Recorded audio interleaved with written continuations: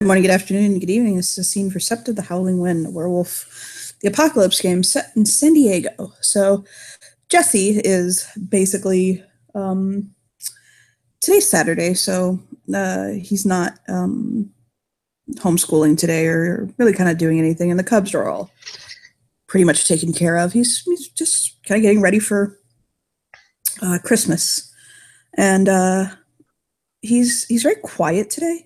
I mean, here's a knock on the door, and he goes to it, and he'll kind of peek out the hole, and when he sees that it's Caroline, he'll smile, and he'll open the door up, and he'll say, "Hey, Hello. Hello.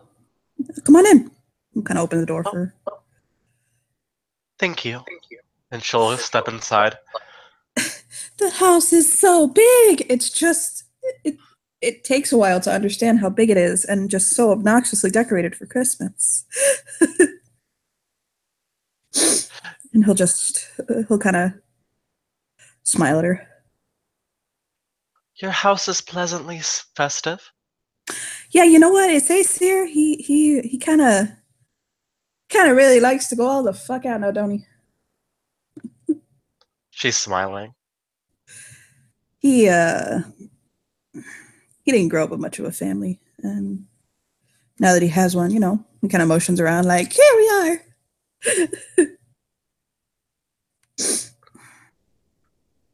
Yeah, Caroline is just kind of looking around, and then she'll say, well,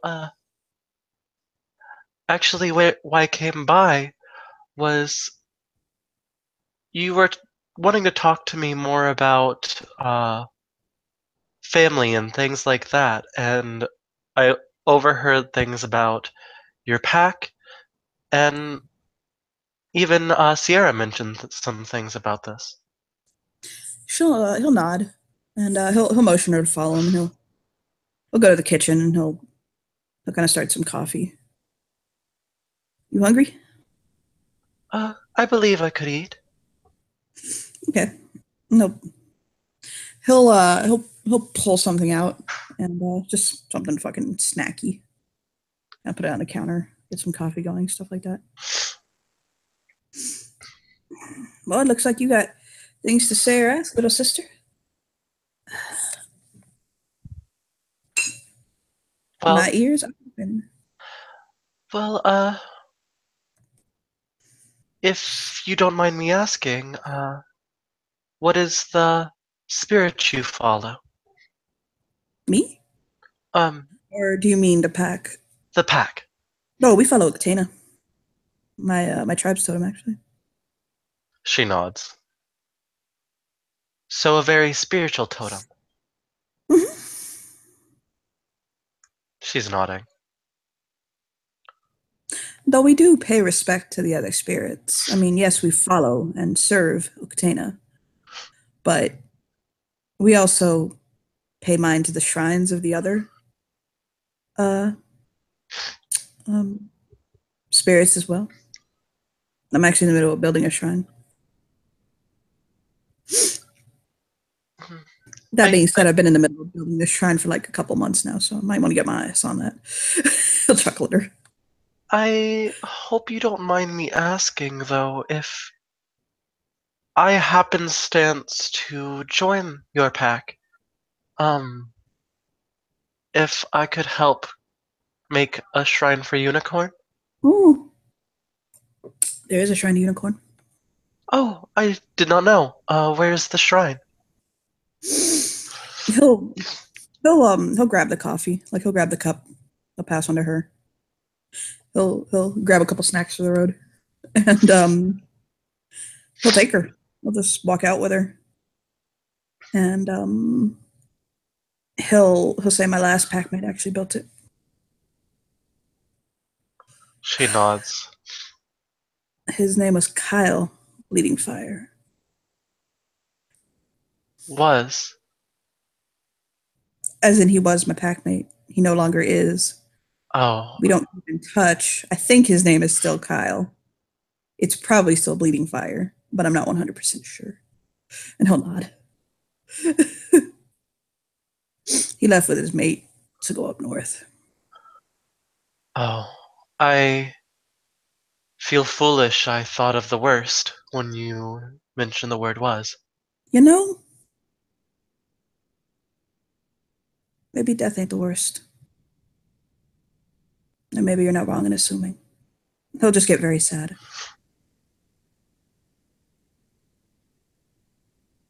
She nods, and she'll give like reassuringly like pat his shoulder. He'll smile. So they'll walk for a little bit. He'll make small talk. Um, and they'll come to a pool, like literally like a pool that Mhm. is, it has like a, it has, I'll send you a picture of it later because its construction is kind of wonky. But it basically has like kind of like a waiting terrace, if you know, and then like a drop off into like a pool and things like that. And it's got like a fountain to it, and so it's a very beautiful pool. And it's got water, obviously, fucking pool. Caroline smiles. And I'll motion to it.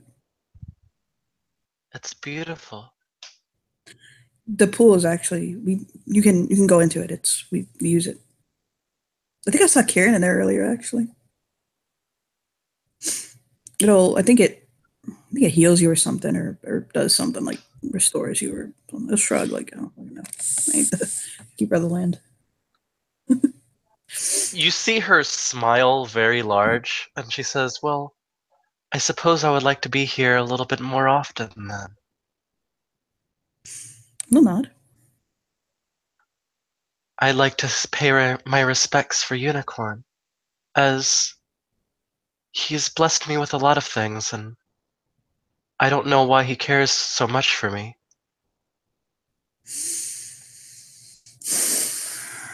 I had that problem.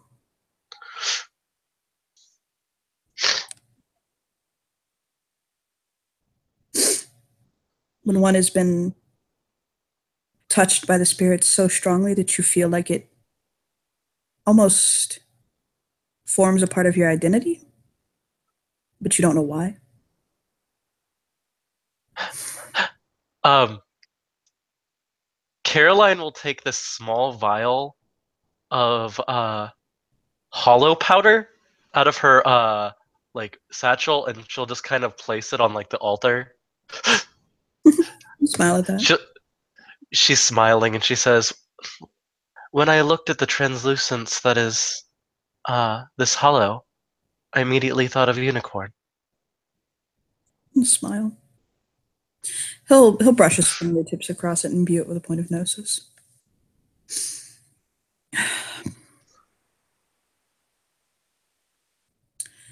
But yeah, I'd always been told that they always call me Coyote Boy. You never see me in my lupus form, have you? No, I have not. Nothing more coyote than wolf. There's a lot of people who thought I was a Nuisha for a really long time. But no, I'm Garu. And I used to ask myself all the time, why? Why me? Why was. I think you know how I feel. She And nods. you know what I realized? The answer is you are the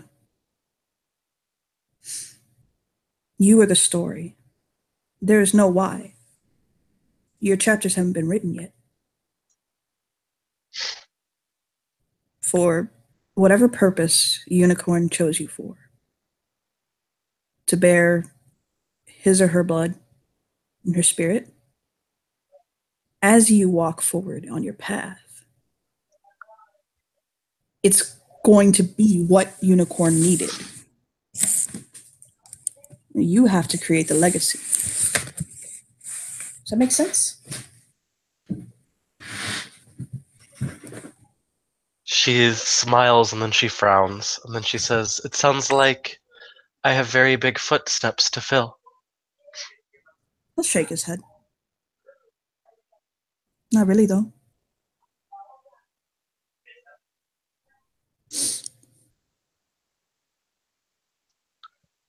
You She know. she's kind of looking down. You haven't really seen Caroline look like this before. Oh, And she's fine. kind of looking off to the side. He'll reach across and kind of touch her hair. And I'll say, "Hey, what is it?" I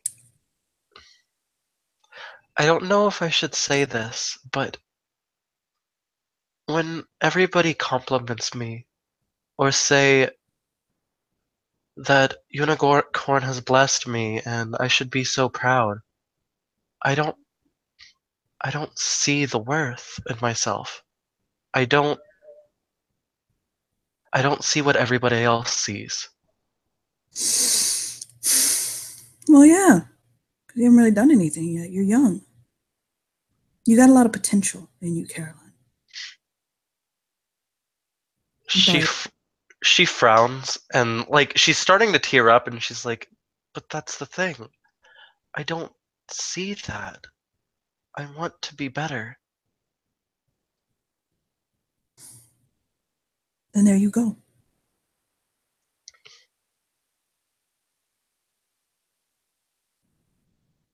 She I'll nods. smile. Can I pass on to you some of my own wisdom, my own experience in this? If you so wish. He'll start walking again. He'll kind of like walk around the pool. When I found out, and I used to say all the time, I used to say, "Why me? Why has Coyote chosen me for a purpose? Why was I the chosen Coyote? Nobody, nobody." You know. And I used to say that all the time. What Coyote chose me for was to be the miniskins. Do you know what that is? Yes, I've heard of the lore from you. Mm-hmm. The miniskins is someone who can what they are to fit circumstance in which they're needed. And I used to say all the time, "Why me? I'm nobody." And then I realized that's why. Because I'm nobody. So I could be anyone. You see? So what I took as weakness in myself and as my my lack or shortcoming, I realized was actually my strength the whole time. It was why I was chosen. She nods. So if you feel that you're not worthy or you don't understand, how can you flip that on your head? She's nodding. You know, I've always thought of the fact that I am so insignificant that I should always be there for everyone else. That I should always be one step ahead, bettering myself to protect others. I'll nod. When I first changed, I was naked. I knew nothing of who I was. I was weak, had no skill in fighting whatsoever. But I feel as if perhaps I've learned a little.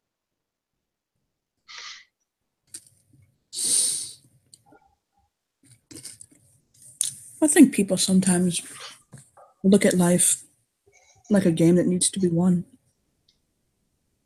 and see everything as a competition.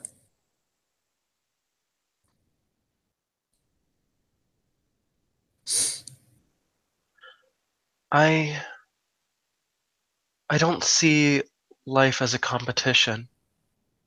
I see life as a war that I don't know if it can be won. I wish it can, but that I don't know. Well, can I ask you a question? What happens once the war is won?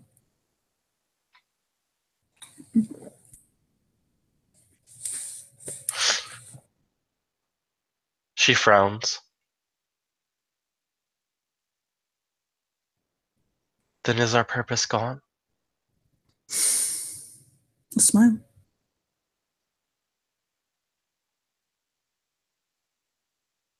It doesn't seem very balanced to me.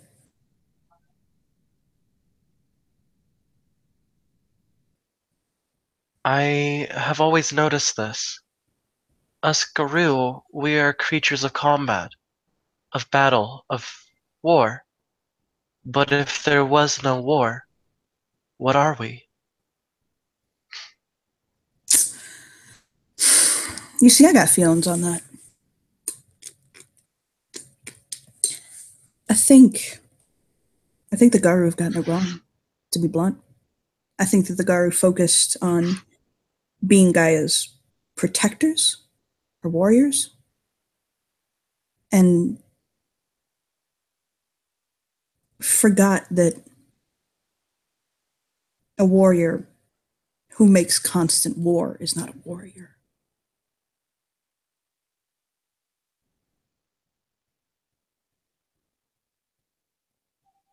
You know? Caroline smiles, and then she'll place her hand on her heart, and she'll say, "Some days I feel like I'm not a warrior at all, when the battle is within my own heart." I'll smile. I mean, beyond that, to be honest, what we've been doing ain't been working. And it's turning into madness.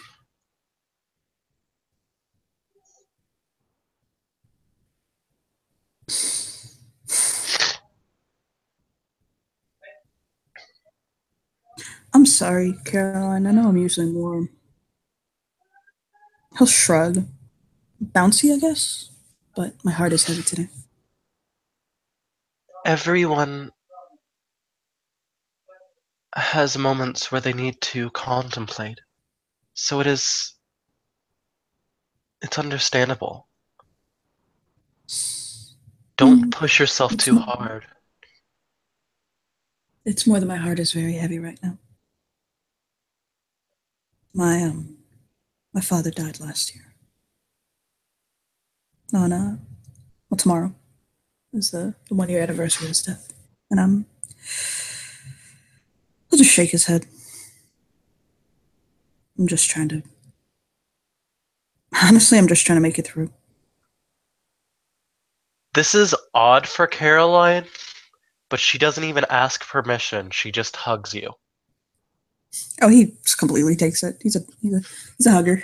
He'll smile and kind of rest his chin on my head for a second.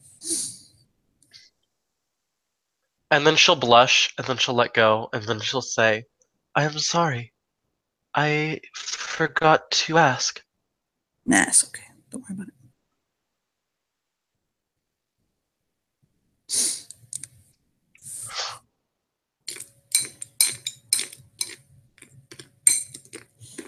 You're pretty much okay to touch me. It's fine. I know your intentions are pure. She smiles.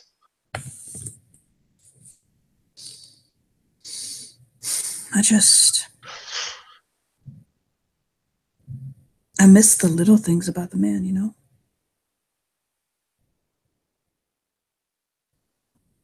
Just those things that I never knew meant so much to me until he was gone.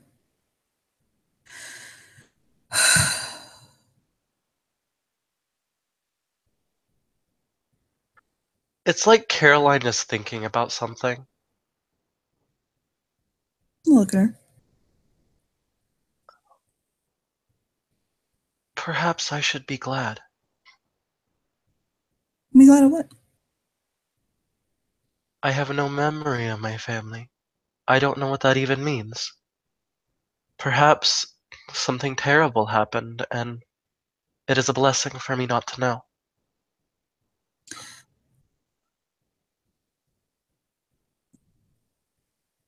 Have you ever considered that maybe you don't have a family in the sense that we think of?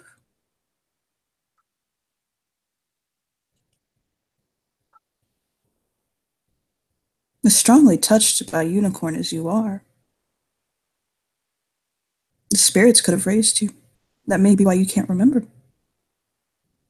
She nods.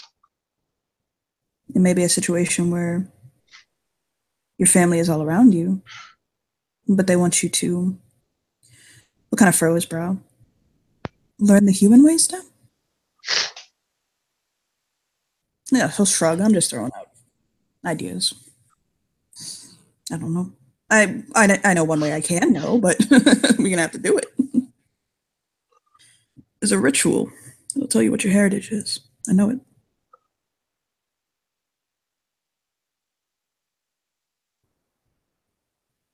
It's used on lost cubs. Being the den father, obviously, of course, I know it. I use it on cubs that get brought in. We don't know where they came from.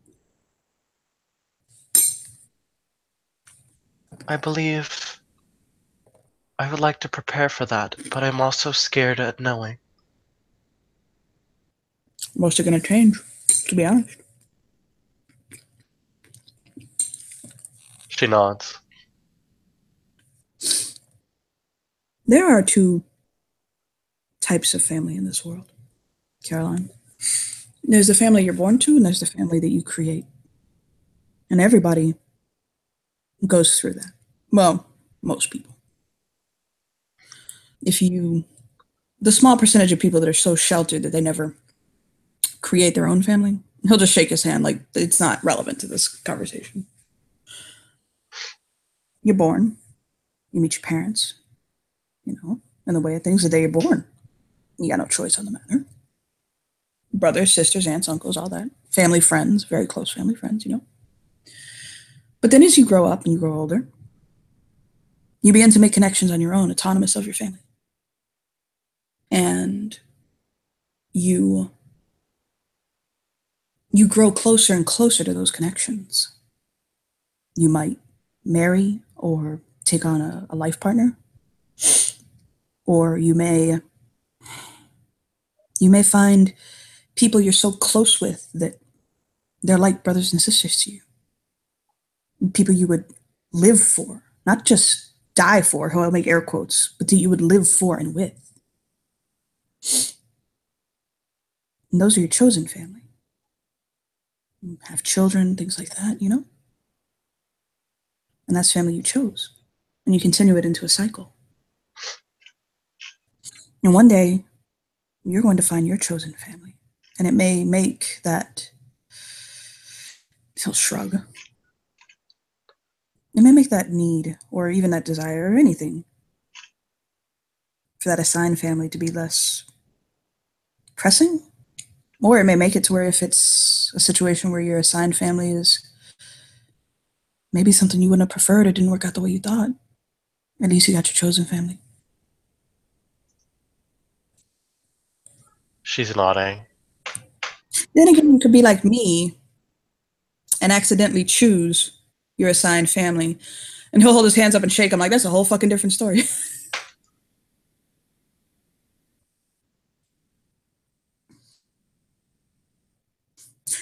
When I came to this sept, I was told to foster a young Garu. Very afraid, very, very lost.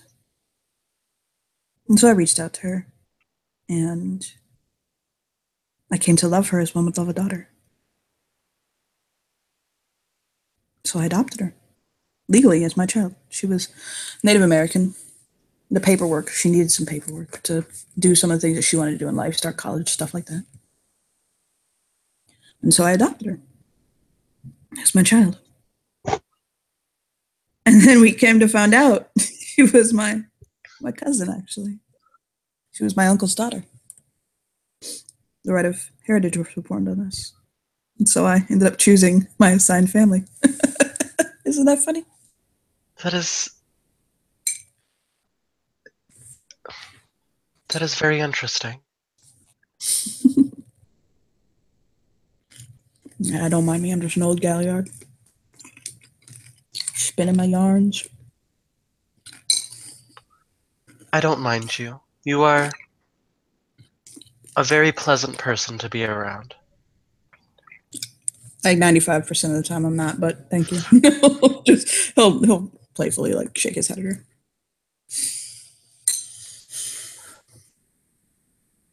She smiles, and then she looks at you, and then she'll say, No, I appreciate how jovial you are usually. You are one to bring people's spirits up, and that is a very good task. He blushes. I think it's because I know how much hurting can just destroy you.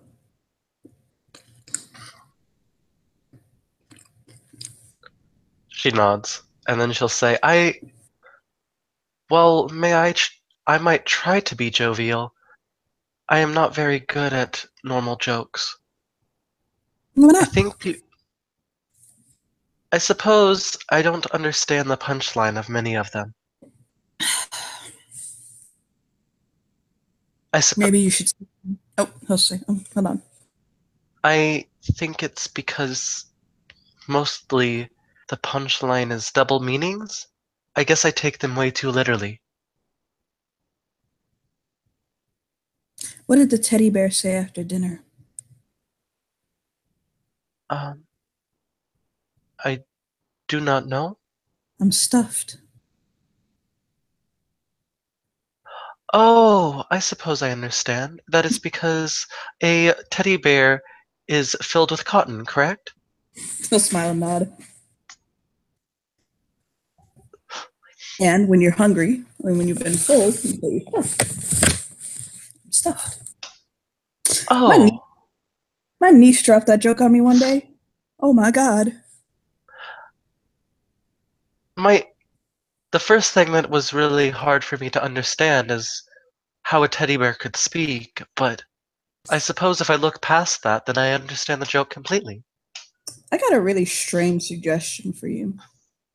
There's a show on TV. You can find it. He'll kind of roll his eyes and look up and he's like, I can't believe I'm about to fucking say this.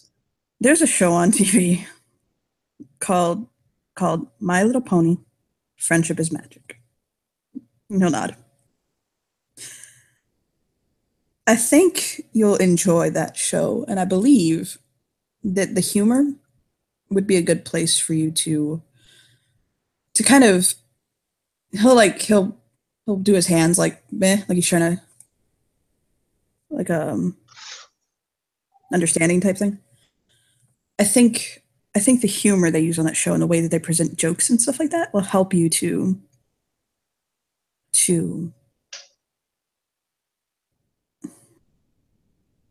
I just think it'll help you out.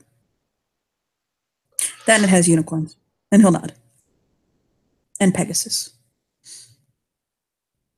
Hmm, interesting. Maybe I would understand more about unicorn then. I have a tattoo from that show actually. He'll nod. Oh, may I see it? He'll it's on a just like it's on a polite part of his hip, but he'll bare his hip and he has are you familiar with My Little Pony Out Game? A little bit, yeah. He's got Rainbow Dash's cutie mark on his hip. Like on the side. And he'll pat it like playfully.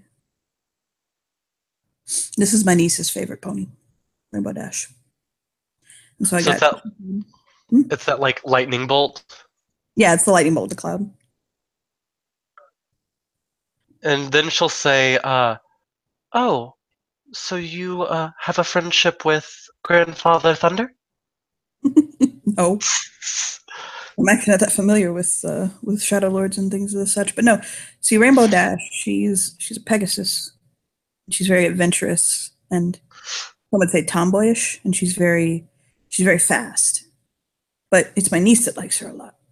And this is her. It's called a cutie mark. They have them on their rumps, and it's just a little mark that kind of like symbolizes them.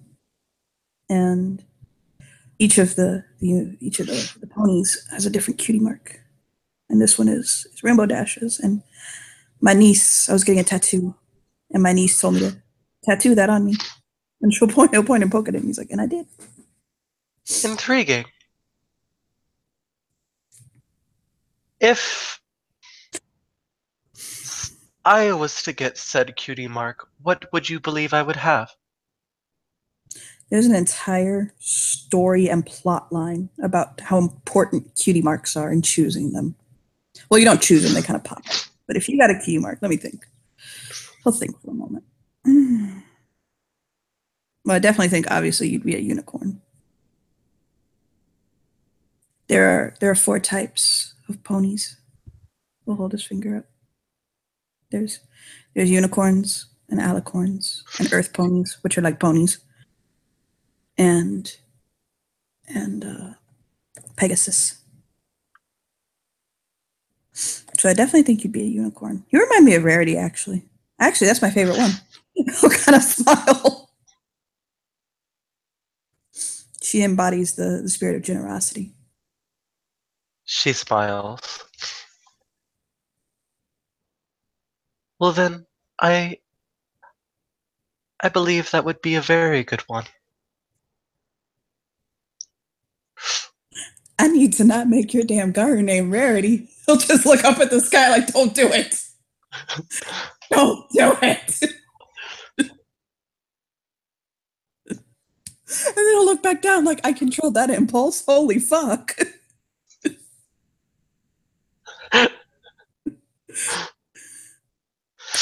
Oh my god, Johnny. Oh god. Can fucking make a character's garden name Rarity. And he'll just smile at her. Her cutie mark is 3 diamonds. But yours, I guess, would be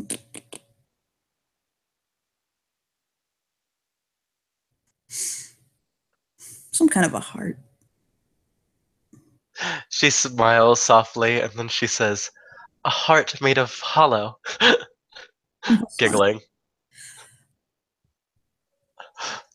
A heart with a little crown that with the,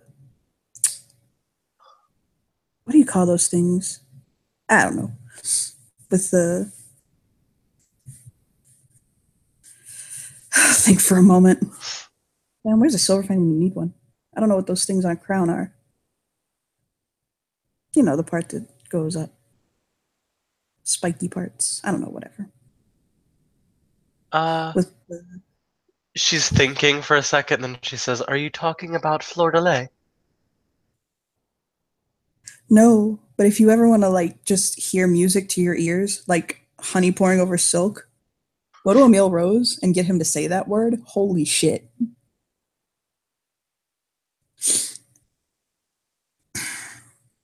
His sept, his Soma. home sept, is apparently called the Cordeli. The Cordele.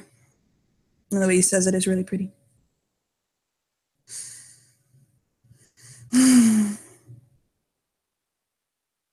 But yeah. Wow. We should watch said show.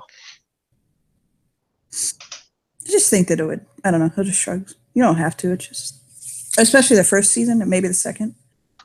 I think that there's things in that show that would just, I think you'd find something in it. No, I don't know. He'll just shake his head. You remind me of Rarity, but you can see a little bit Twilight Sparkle in there. She is kind of pacing, and then she says, "Learn more about Pegasus as well. Since is close to Pegasus, they are family." He'll nod. I try to revere Pegasus too, because I do have feminine ties. And I'm very feminist.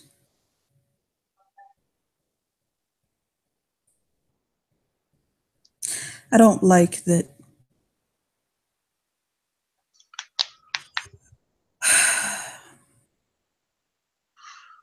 I don't like that. I don't know how experienced you are in the way of the world. I'm not saying you seem very sheltered, but I just don't know your experience. But it feels to me like, I'll kind of think on it for a moment.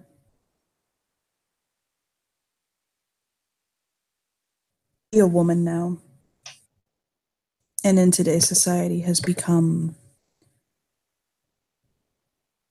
a risk, sometimes far greater than we're prepared for, because we think that things are equal or that things are okay or that we've made so many advances because people can vote, stuff like that. You know what I'm saying? And people have rights. And I ain't saying that, women don't enjoy a manner of privilege. But what I'm saying is there is still much in this world that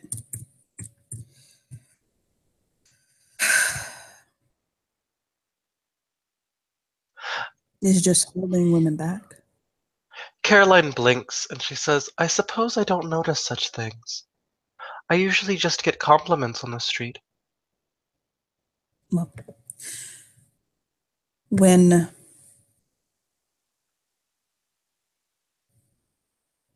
feminine sexuality has become a liability. She's like squinting her eyes, and then she says, perhaps I don't know what is compliments and what is not. As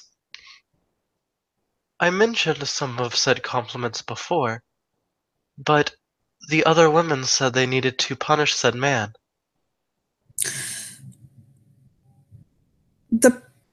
There's a very easy way, and I'm being sincere, to tell the difference. It needs to be reciprocal. When someone approaches you to flirt or compliment you, there's a difference in compliment between, if I told you, oh, I think your hair looks very beautiful today, I'm paying you a compliment. You know what I mean? And that's all well and good. Anyone can do that. Just, boosting you up a little bit.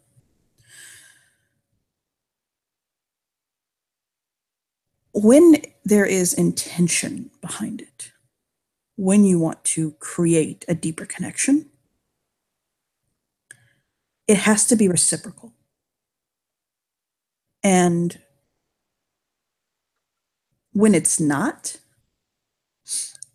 when you're not feeling it, like you, Caroline, when you're not interested, be it from a man, be it from a woman, whoever, it has to stop on the other end.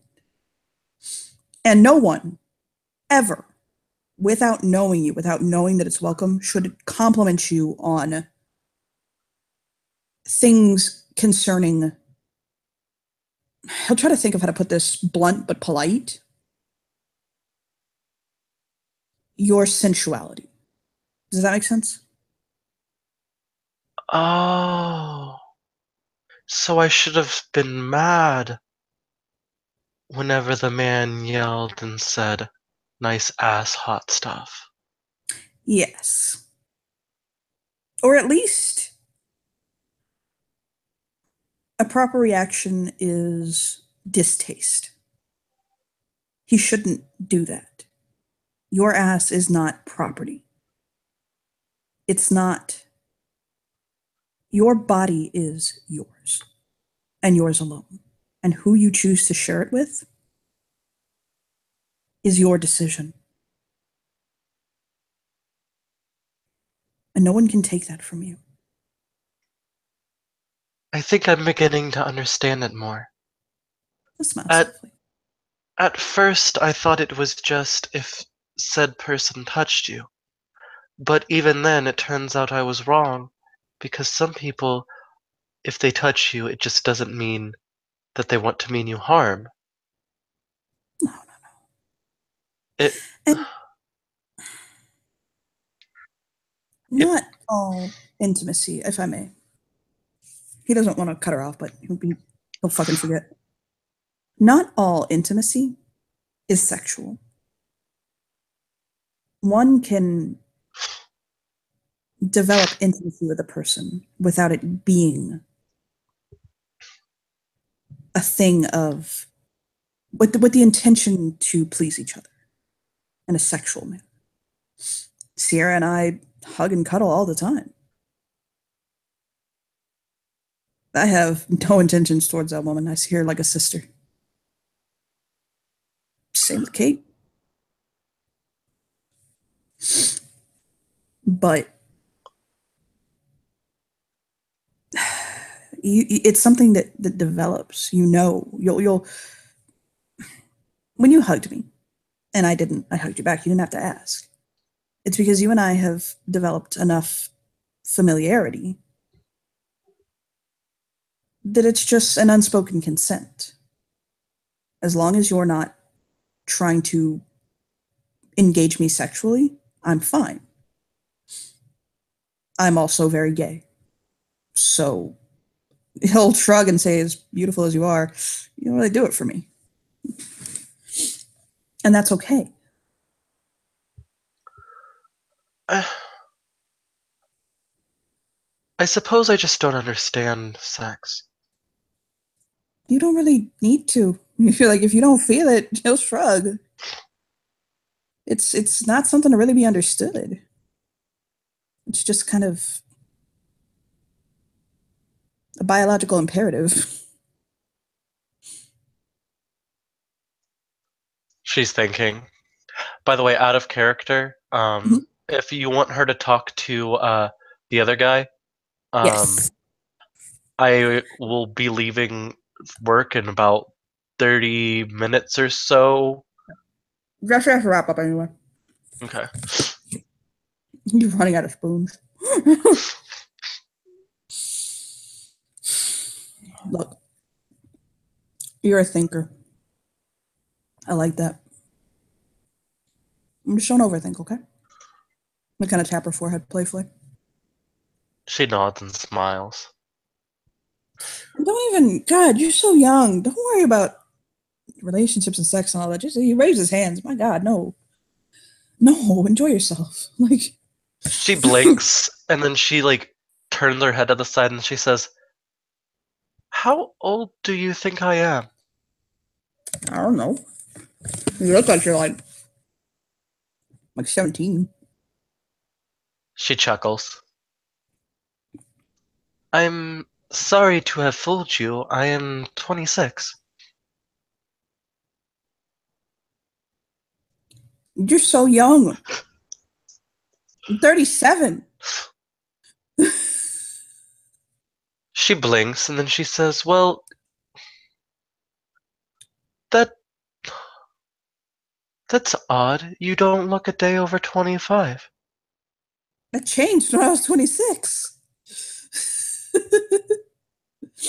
I She's just, she's rubbing her temples thinking about it and she says, "I suppose you were like me then."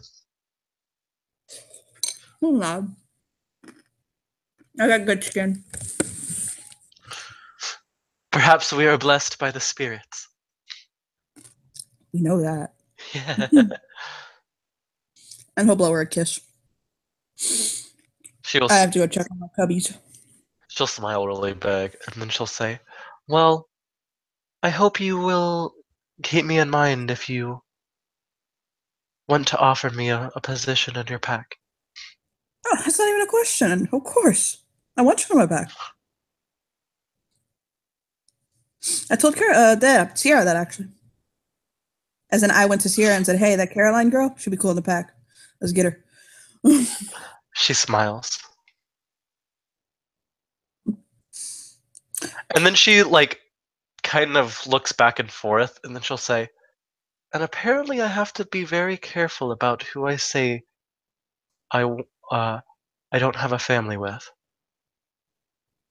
It's weird." I think you're talking about Petrova. Well, not. "I am confused at why so many people wish to adopt me." I can tell you why I want to adopt you. She Because it's like like, tilts her head to the side. he's like, because it's like Pokemon. I want to catch you all. No, it's because I'm the den father. He'll shrug. It's my nature. I suppose that is a good reason. It's with me. It's just part of the joke. He'll shrug. He's like, I'm not.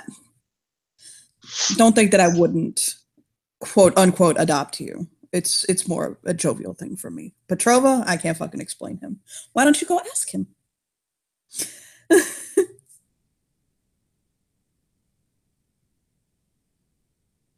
Think about it, and then she'll say, I suppose if I used my wording correct, I could avoid telling him and ask him.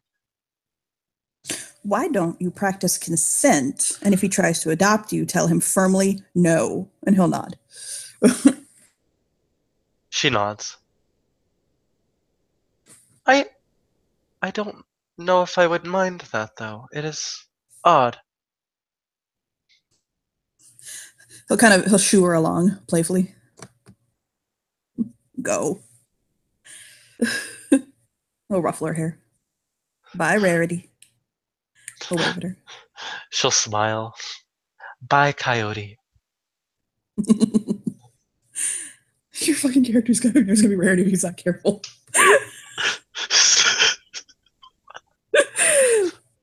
He'll let her know in parting that he saw Petrova at the manor. At the house. So when she gets there and goes looking for him, he'll let her know, just fucking go inside, whatever. She finds him kind of sitting on the floor in one of the hallways with his back kind of pressed against the wall and his knees, like his chin on his knees.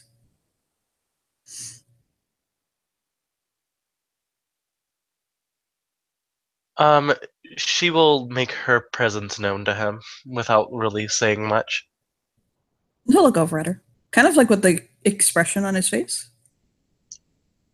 And he'll give her a very soft, almost like the shadow of a smile. I came to make sure you are okay.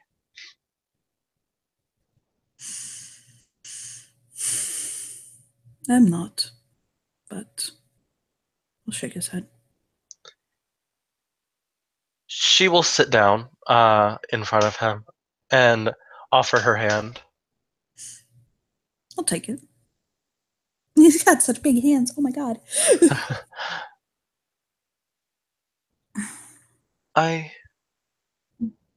I'm so sorry. Why are you sorry? I know it is not my fault, but I feel as if I need to be there for you in your time of need. He'll smile softly. May I? He'll kind of touch her nail. She'll nod. He reaches into the bag at his side and he pulls out a nail file and he'll very carefully start shaping her nails. And he'll kind of blow on one. What is your favorite color? She thinks about it very carefully, and then she says, I suppose I do not have a favorite, because all colors are equal. I suppose if I have to say there was a favorite, it is either white or black, since white is the absence, and black is all of them together. He'll nod.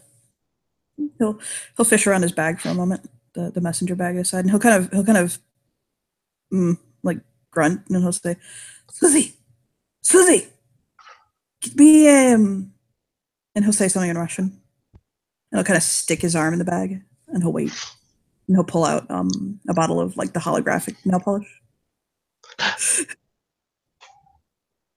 and he'll just start painting her nails.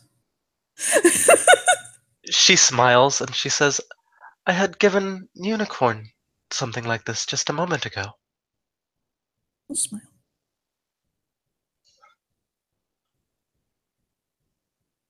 I like to focus on little things when I'm stressed. I think I've taken off and on my nail polish 5 times today.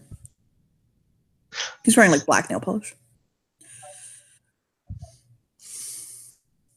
And then she says very softly, and then she says, I am honored that you are focusing on this little thing. Thank you. You want to see my Tyrannosaurus Rex? I'm sorry? She's confused. She wants to make sure she heard that correctly. Oh God. Do you want to see my Tyrannosaurus Rex? I suppose so. He'll take the bag off his like it he wears it crossbody or as a fucking bizarre fanny pack because he's that big. Um and he'll kind of pull the flap back and like pup it to where it opens and he'll point like he'll motion with his hand while he's painting nails. Like to look in. She looks in. There's a fucking Tyrannosaurus Rex in that bag. It looks like it's like a space. Like, have you seen the Indiana Jones with the huge fucking warehouse, like slash room of requirements in Harry Potter? Yeah. It looks like it's in that, basically like kind of a boundless space that just has a bunch of stuff, and it's basically kind of like looking up at her. Um, she will smile and then she'll say, "What is his or her name?" Susie. And then Oh, go on. she will smile very softly into the bag and say, "Hello, Susie. You are looking beautiful today." It'll purr and chirp at her, and kind of do a little circle. It's like a fucking full-grown T-Rex too. She realizes probably it's a spirit. It's a bygone spirit. She smiles, and this is the bravest thing that you would ever see, but she will reach her hand and about to pet it. It nuzzles her hand and like sniffs her. Also, I feel like it might be attracted to her anyways because she's a spirit magnet. Oh yes. I've had her since she was a hatchling. I got her in Pangea. My pack and I, we went to Pangea and we stumbled across her nest. The rest of them were, her little siblings were, oh, frown. They were smashed. But she was coming out of her egg. And I saw her and picked her up and put her in my bag.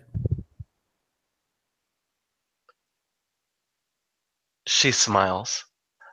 Do you want me to roll it, or do you want me to just can I just role play it? She's just gonna talk to the spirit. Oh, that's fine. It, it, it doesn't have extreme amounts of intelligence, but it can understand you. Are you having a pleasant day? She kind of wiggles and spins again, and she gets the sensation of very pleasant day. She was fed today, so she's happy. She'll convey that she ate an entire cow. She smiles and then she says, "Well,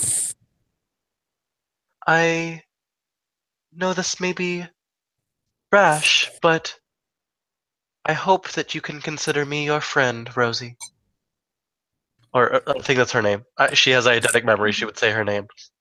Susie. Susie. And she'll. The problem is she tries to. She when she hears that Caroline considers her friend, she tries to jump out of the bag because now suddenly she wants to sit on your lap like a cat. Doyle will kind of lean into the bag and like, no, yet. Do not come out of that bag. We are not in the Umbra. And she'll just kind of she pouts and sits down like. I will let you out to play with Caroline later, but not today. He'll shake his head like Jesus Christ. She smiles and she'll say, "Well, maybe later today we can go into the Umbra and we can go play." He'll nod. She comes back carrying a ball in her mouth, and he's like, "Oh my god." She's like an ocelot. No, not ocelot. Aussie cat. Aussie cat. She's like a dog cat. She smiles, and then she'll take her hand out of the bag, and then she'll say, "I am sorry for just putting my hand in there without asking, but a shrug. I I always feel a connection to spirits. I suppose that is just my auspice, but Had I not wanted your hand in the bag, she would have taken it off. She guards my hoard.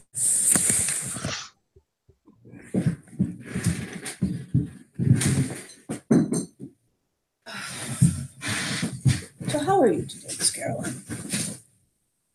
I am well. I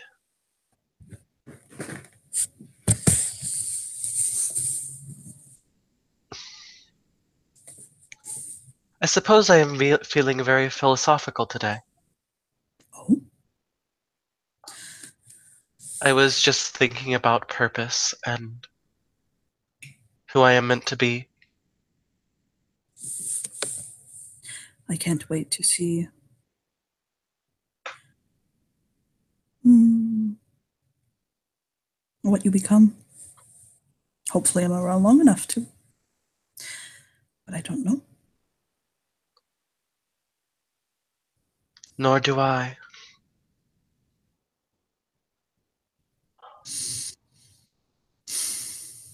He'll finish up on her nails and kind of cap the nail polish and drop it back in his bag and close it and slide it back over.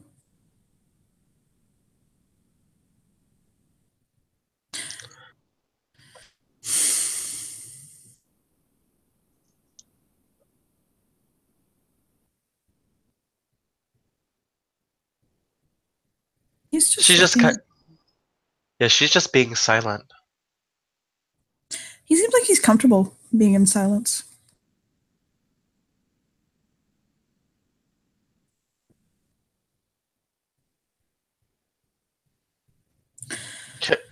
Caroline then says, I hope you don't mind, but if perhaps every day I may check up on you.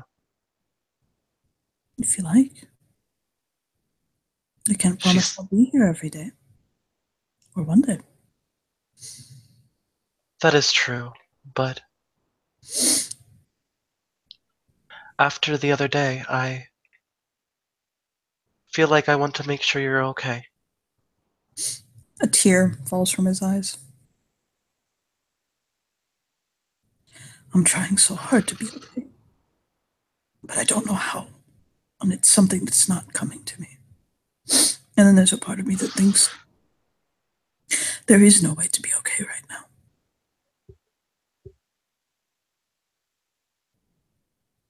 Honestly, I feel that I know this is something still so sad to say, but I don't think things ever will be the same. But I believe maybe one day you'll be able to tolerate it. I'm trying for my children, for my family, for the nation. I can't do it for myself. If it was for myself, I'd join her. This isn't what I expected. It's not where I thought my life would go. I was just. She was your life mate. Mm-hmm.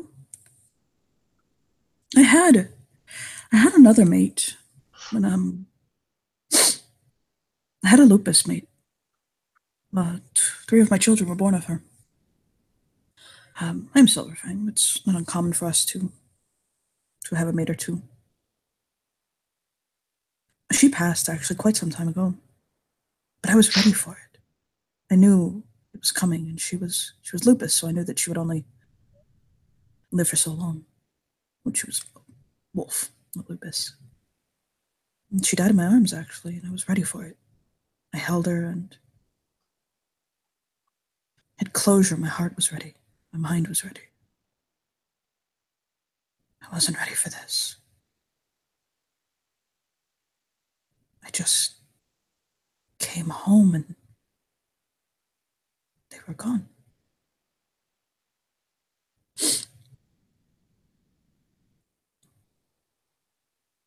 And that house, the home they passed in, is guarded so heavily.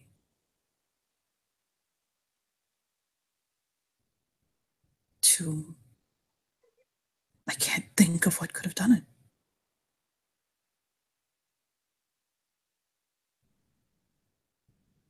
No spirit, magic could have gotten in. No one was there.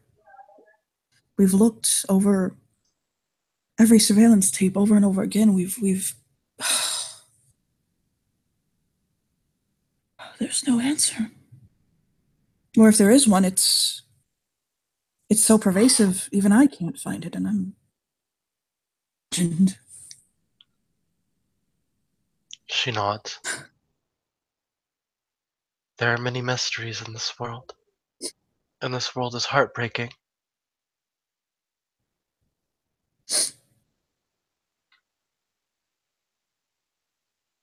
Just, I don't know.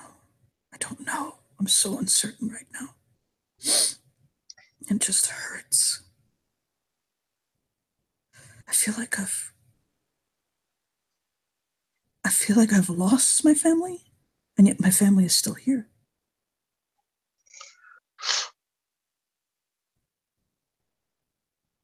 I I don't I don't know how to live in this between world. By the way, Caroline is terrible at lying. So every time he says family, she looks off to the side. I'll notice that eventually this man's fucking perception and alertness is fucking 10. I'll tilt her head. I'm sorry, I may I ask what's wrong?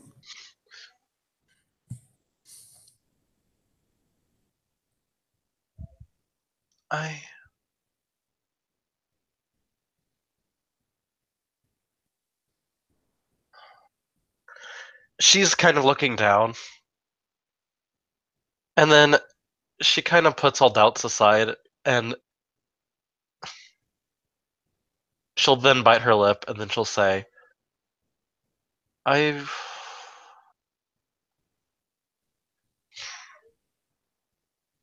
do not wish to keep this from you. I have no knowledge of my family.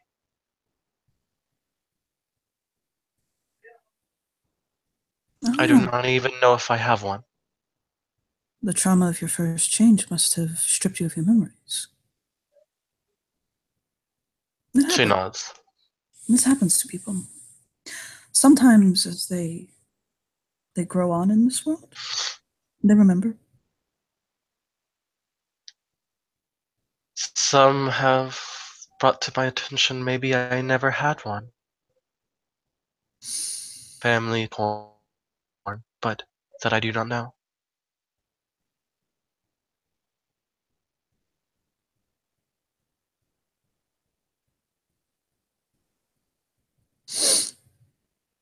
So I am sorry, but I don't know what it is to feel the loss of family when I have never had one.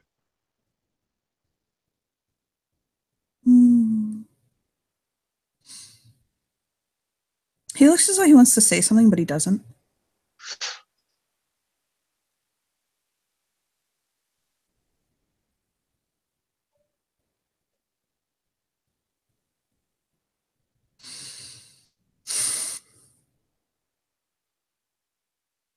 It is important to know where one comes from.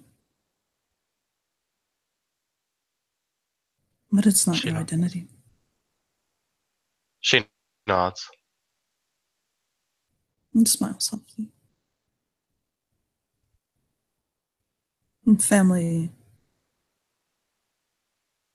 He'll look down and think. Regardless of anything, it's like any other bond of love. What you put into it, that's what you get out. I guess you have to find out and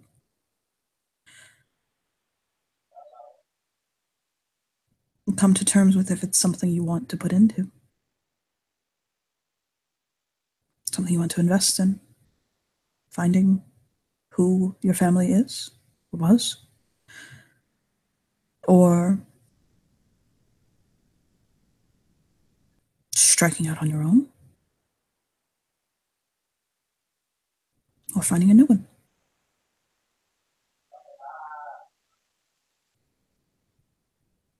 It's an inevitable fact. That's just the way it's going to go.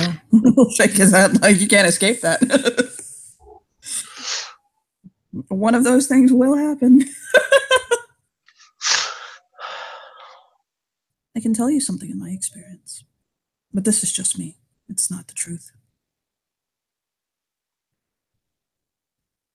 Often, when one has had a traumatic break from their memories, with their first change, there's a good reason, and sometimes it's best to leave it alone. She nods. But I don't know if you could live with that kind of uncertainty.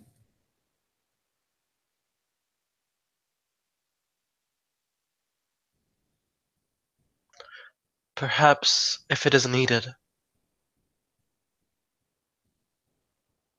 Until then, I suppose. I suppose my friends are my family then. I'll smile. And there's nothing wrong with that. And offer her arms out for a hug. I'll hug her. And she will say, I hope I can consider you a friend as well. I'll smile softly. The kind of man I am, I consider everybody my friend until they give me a reason not to. I find that very honorable. I'll smile softly.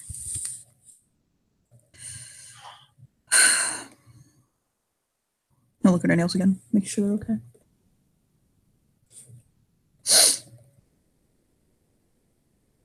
She smiles at him, and she'll say, I've never really put much thought into beauty. In fact, if you can tell, I don't even wear makeup. You are a very beautiful young woman. I'll smile. But that's not why I find you attractive. She blushes. You have a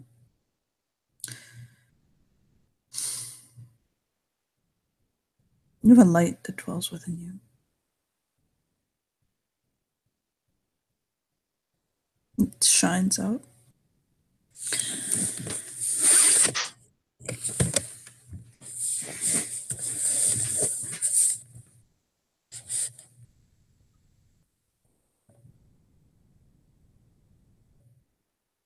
She nods. And he'll just kind of lean his head back and just watch her softly. She will then kind of say, might I confide in you? Of course. I wanted to talk to at least one person about my uncertainties. Because I know that this mission that I am about to do could very well end my life. All right. He'll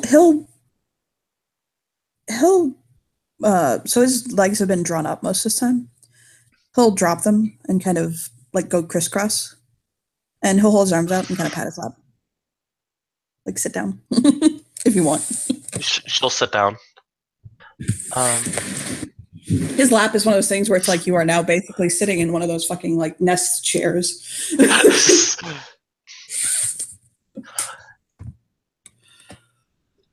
And he's just listening. As you may know, I am blessed by Unicorn. Why, I have no idea why. Nonetheless, it is a fact. Still not.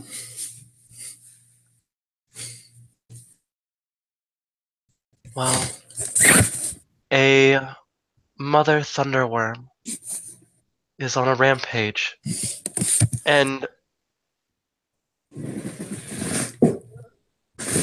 it is our task to fight such a creature.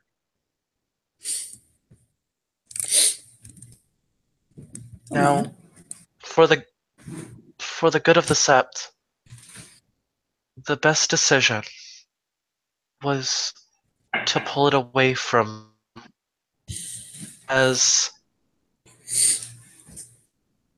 I have learned that as I am blessed by unicorn, that it would wish to devour. I'll nod. Well, as a thunderworm daughter, I would guide it over there to be slain. Decision, but going to allow anyone else to be harmed.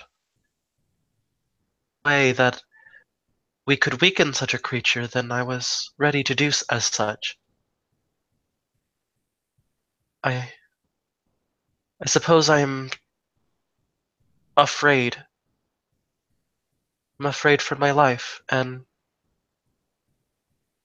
it doesn't mean that I'm going to change my decision. It just means that I suppose I just wanted somebody to talk to and hear my story. I'll smile. That is very brave of you.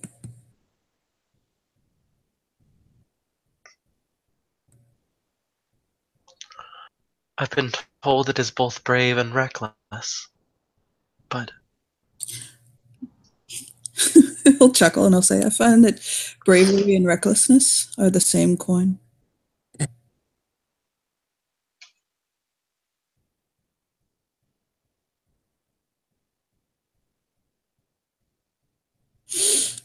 He'll dig in his pocket for a moment and he'll pull out it's a coin. I'll send a picture of you later. okay. And he'll press it into her palm and fold her hand around it.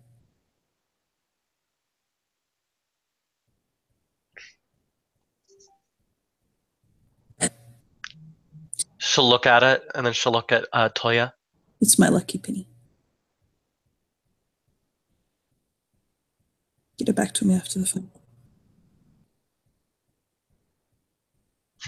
She nods. Thank you. I will do my best to give this back. That's all I ask for you, is to do your best. And I know you'll give it.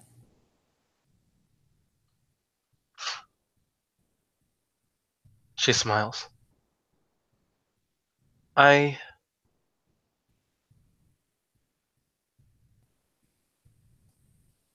will run until I...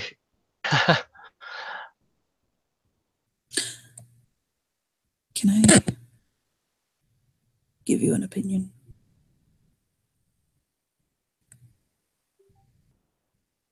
Yes. You have this great mother worm. Often these great worms have inside of them the hives of black spiral dancers. He'll kind of tap her nose. Have any of you considered driving the spirals in her to war amongst themselves and causing them to destroy her from the inside out? And he'll smile.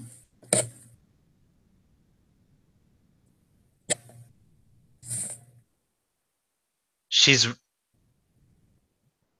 didn't even think about that. She's like...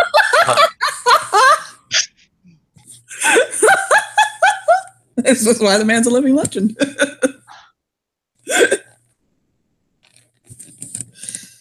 He'll smile.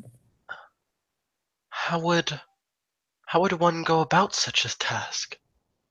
Well, it would be... It would be a different angle to come at it. Not more difficult, but it would at least, at the very least, weaken her. making the fight easier on you. If it not outright destroy her, then it would take care of me itself. Sometimes Garu can lack nuance and subtlety. They can just charge forward and hit things directly, not realizing that also puts them right front, square, and center for attack. Caroline smiles slyly. And he'll smile. We come at things sideways, but they don't expect you. That can be our plan. Mm-hmm. They can battle for me. She's laughing.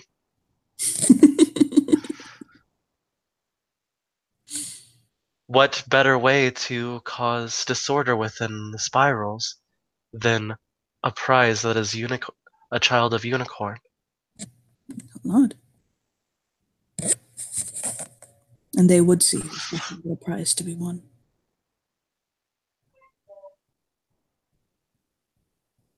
She nods. Which is a terrible thing. You are no prize.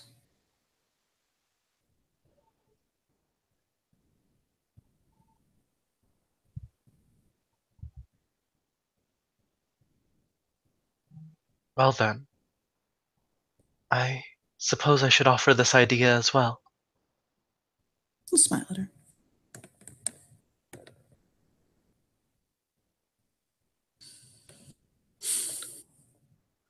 In some way we could incorporate all of them, but I suppose we should have multiple plans in case one fails. Mm-hmm. Just make sure whenever you settle that plan is settled on 100% and all of you go into it with a whole heart. Never fight by halves, or you will receive half success. She nods.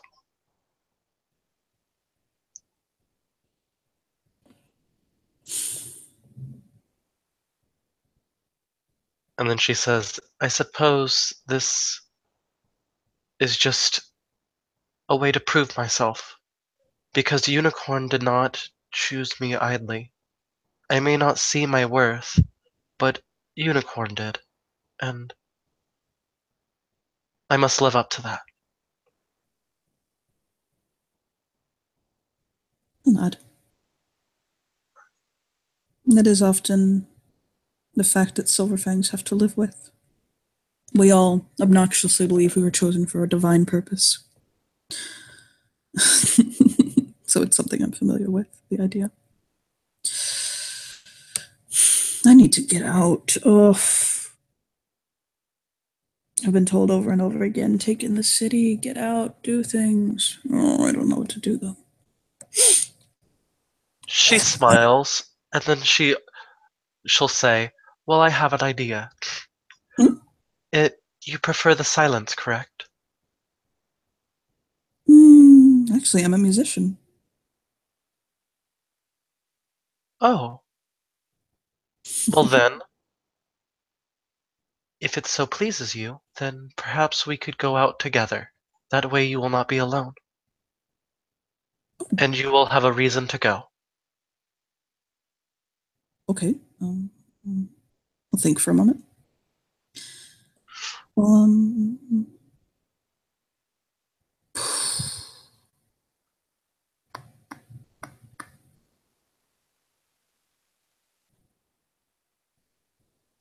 I'll cook something up. I'll figure it out. Do you like music? Yes, I believe I do. I'm more of a reader than anything, but I occasionally listen to music while I read.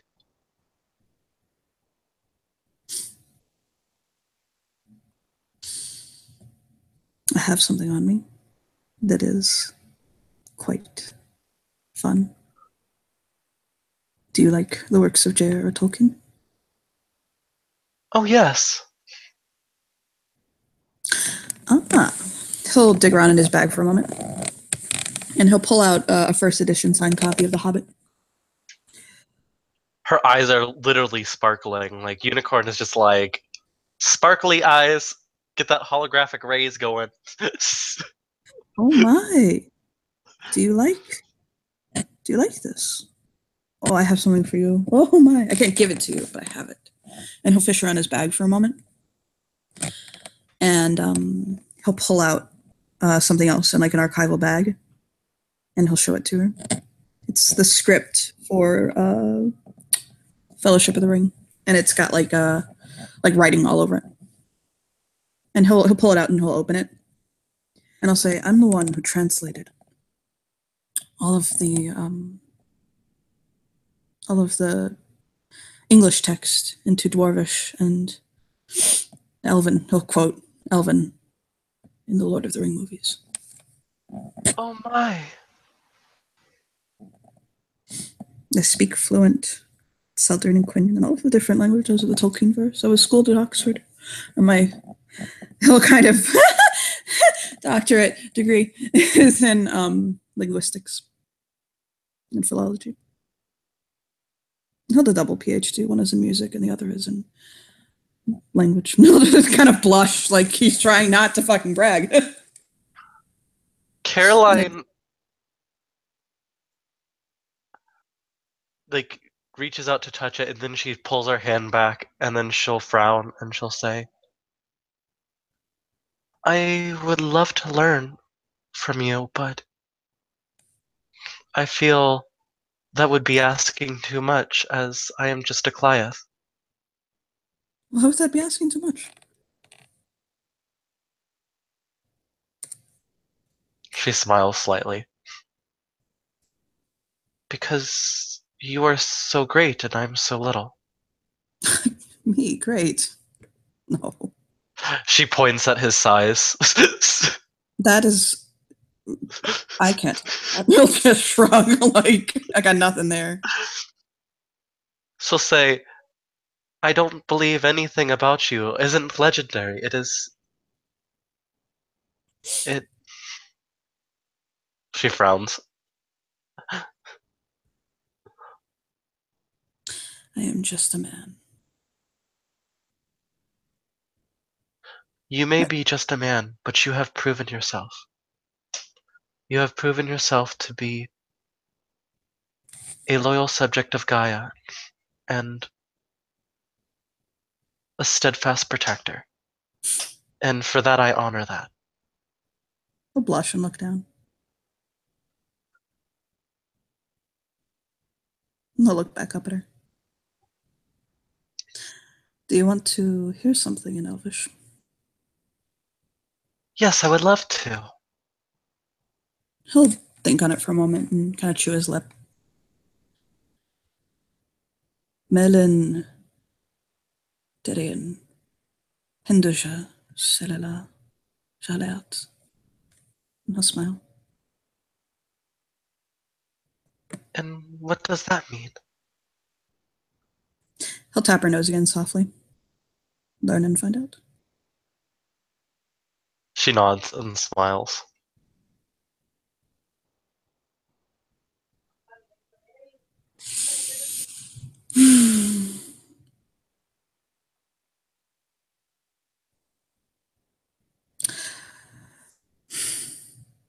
I should figure out where we're going to go. Well, while you figure out, mind if I just stay in here and spend time with you? Out of character, I'm about to go. She's just gonna be here in silence. If you want, he'll say, actually, I was going to take a nap.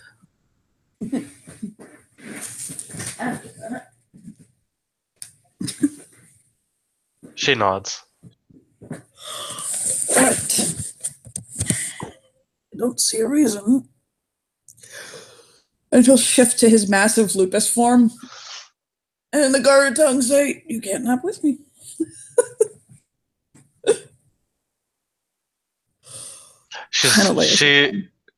She'll be like, I suppose that is fine. And she will shift to lupus and nap too. Yeah, he knocks the fuck out. God, he's so tired. And she just kind of curls up and does that little dog spin around and then curls up into a ball. It's so much wolf. I imagine she did the spin around like on his belly. Yes, And he's basically just like, I'm that Blob. is funny. So, I think that's a good place for us to end. Yes, I agree. Thank you, players, for playing, and thank you to watchers for watching, and bye bye.